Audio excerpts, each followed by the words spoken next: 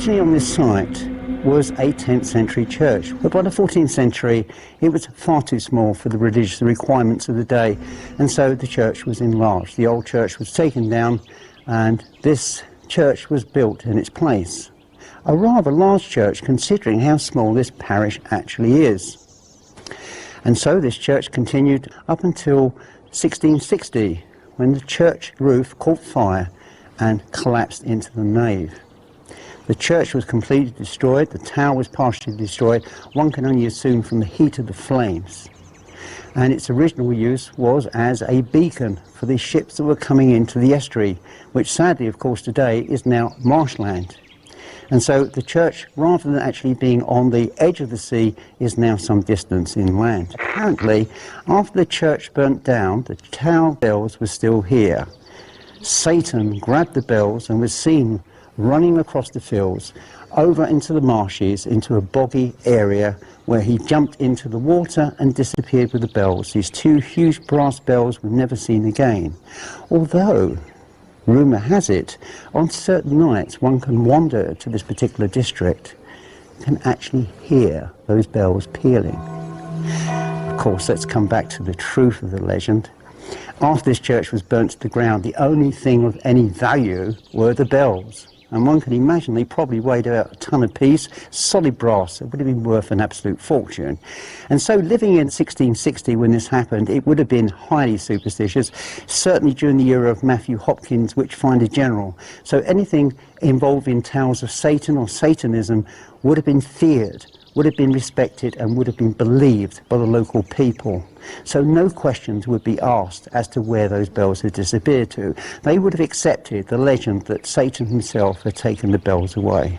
We are actually within a sanctified space. Even though the church had burnt down, in theory Satan himself could never have entered this particular hallowed ground.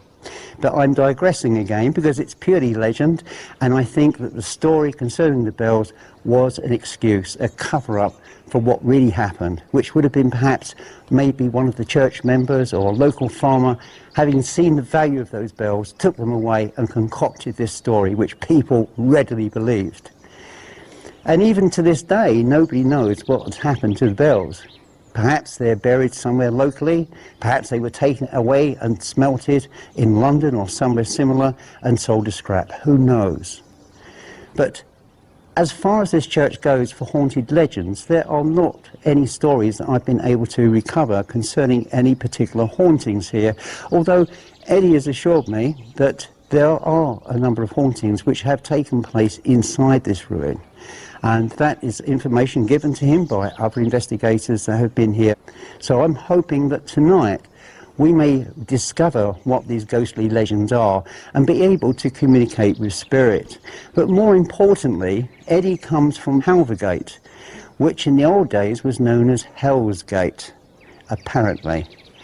And there is every possibility, if you recall from our last investigation at Burke Castle, where Eddie was able to communicate with, we believe, members of his own family who identified him by his full name. We're hoping that those spiritual presences will come across again and join us in this investigation. It's a big if whether they will come here or not, but it's something that I'm willing to chance, and if they don't, hopefully others will. We've returned to the church ruin, and we were rather surprised to meet a very pleasant group of people who are members of Ness Point Paranormal. And whereabouts are you based?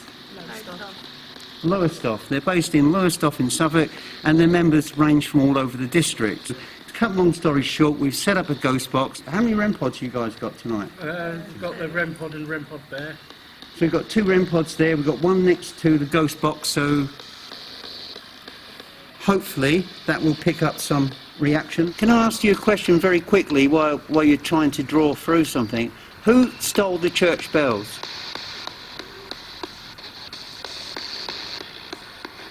We don't think it was Satan. We think it was somebody connected to the church. When the church caught fire and the roof burnt through, somebody stole the church bells from the tower. Who stole the bells, please? Could we have your name, please?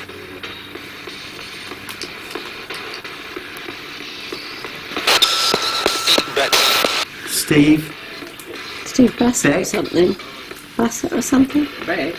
Something like Steve Beck. If there's a Beck, that is a huge name in this area. Yeah? Yeah. Oh wow. Right, just Pan, I mean, Eddie's just confirmed. We've always heard Steve Beck, and Beck apparently is quite a common name in the district. Huge. Very big family. Just like Eddie, come over and step here, because you're a local man. He might want to speak to you. There's somebody definitely talking to us here. Yeah, They weren't talking to us in there. Okay. Eddie, you far away. You're a local man. I hear your name, the name Beck was mentioned. I know a Beck, quite a big family. Did you have a big family?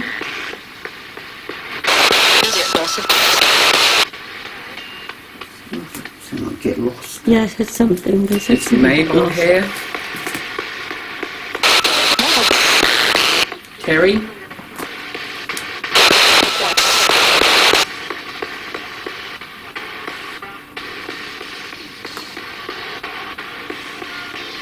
If you are here, Terry or Mabel, then my name is Eddie. I came here many, many years ago. Lived here.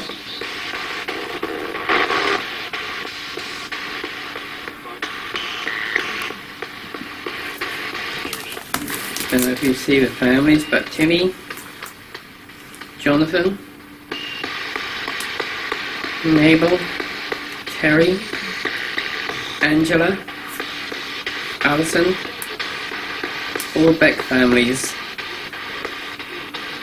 When were you here?